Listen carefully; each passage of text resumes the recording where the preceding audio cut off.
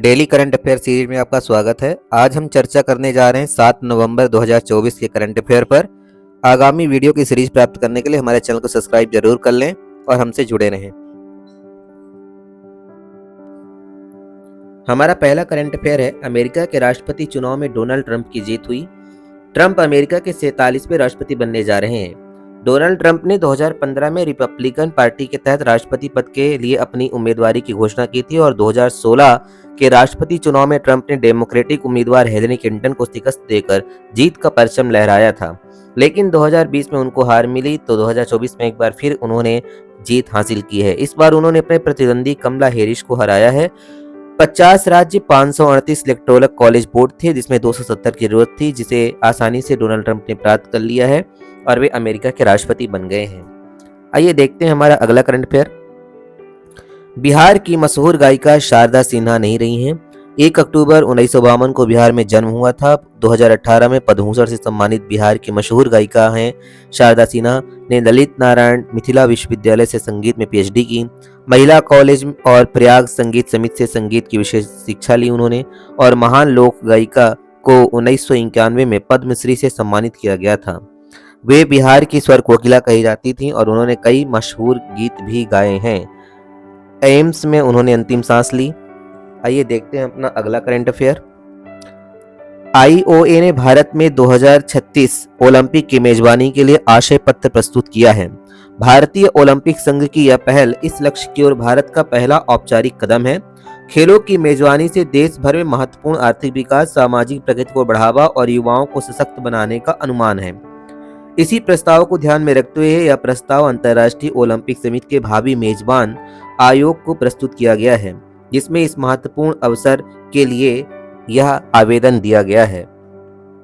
NTPC और ONGC ने संयुक्त उद्यम बनाया है। महारत्न पीएसयू, एनटीपीसी और ओएनजीसी ने अपनी सहायक कंपनियों NTPC green energy limited NGEL और ONGC green energy limited OGL के माध्यम से अक्षय और नई ऊर्जा पहलों पर केंद्रित 50-50 संयुक्त उद्यम कंपनी जेवीसी बनाने के लिए साझेदारी की है।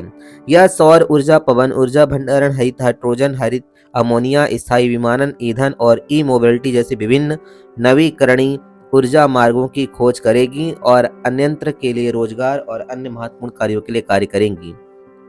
मध्य प्रदेश में राज्य सेवाओं में महिलाओं के लिए 35% नौकरी आरक्षण को मंजूरी मिली है। महिलाओं के लिए राज्य शासकीय सेवाओं में आरक्षण 33% से बढ़ाकर 35% कर दिया गया है। सामान्य प्रशासन विभाग द्वारा इस संबंध में आदेश जारी कर दिए गए हैं। कैबिनेट की बैठक में निर्णय लिया गया, जो कि महत्वपूर्ण फैसला है और उप मुख्यमंत्री ने इसे महिला सशक्तिकरण की दिशा में एक और बड़ा कदम बताया है। कई वर्षों से यह मामला जो है वो पेंडिंग था, जिसे अभी हाल ही में कैबिनेट की बैठक में इसे पास किया गया है। पहला एशियाई बौद्ध शिखर सम्मेलन नई दिल्ली में आयोजित हुआ। 5 से 6 नवंबर 2024 को नई दिल्ली में भारत द्वारा किया गया आयोजित। इसका थीम था एशिया को मजबूत बनाने में बुद्ध धर्म की भूमिका। आयोजक थे संस्कृति मंत्रालय, भारत सरकार और अंतर्राष्ट्रीय बौद्ध परिसंघ आईबीसी थी। इस पर जो चर्चा हुई है उसमें बुद्ध की शिक्षाएं किस प्रकार समकालीन चुनौतियों के लिए लड़ा जा सकता है और प्रयास किया जा सकता है उससे संबंधित थी। भारतीय नौसेना ने महासागर शिखर सम्मेलन की मेजबानी की है। महासागर शिखर सम्मेलन भारतीय नौसेना द्वारा आयोजित एक द्विवार्षिक कार्यक्रम है। विषय इसका जो था वो था आईओआर को में आम समुद्री सुरक्षा चुनौतियों को कम करने के लिए प्रशिक्षण सहयोग। भाग लेने वाले देश थे Bangladesh, Comoros, Kenya, Madagascar, Maldives, Mauritius, Mozambique, Seychelles, Sri Lanka, Tanzania. महासागर प्रशिक्षण जो शुरू हुआ वह वर्ष 2003 से शुरू हुआ। यह लगातार धीरे धीरे चलता आ रहा है और भारतीय नौसेना ने इस शिखर में भी काफी महत्वपूर्ण भूमिका अदा की है। उज्जैन में उपराष्ट्रपति करेंगे अखिल भारतीय कालिदास समारोह का शुभारंभ। उपराष्ट्रपति श्री जगदीप धनखड़ 12 नवंबर को अखिल भारतीय कालिदास समारोह का शुभारंभ करेंगे। उज्जैन में 1979 से हर वर्ष देव प्रबोधनी एकादशी तिथि से किया जाने वाला 7 दिवसीय लोक संस्कृति एवं साहित्यिक उत्सव है। कालिदास की रचनाओं पर आधारित नाटकों का मंचन कराने, परिचर्चा, संगोष्ठी, व्याख्यानमाला, चित्र एवं मूर्तिकला प्रतियोगिता कराने और सृजनात्मक कला में उत्कृष्ट कार्य करने वाले कलाकारों को राष्ट्रीय कालिदास पुरस्कार प्रदान करने की परंपरा रही है।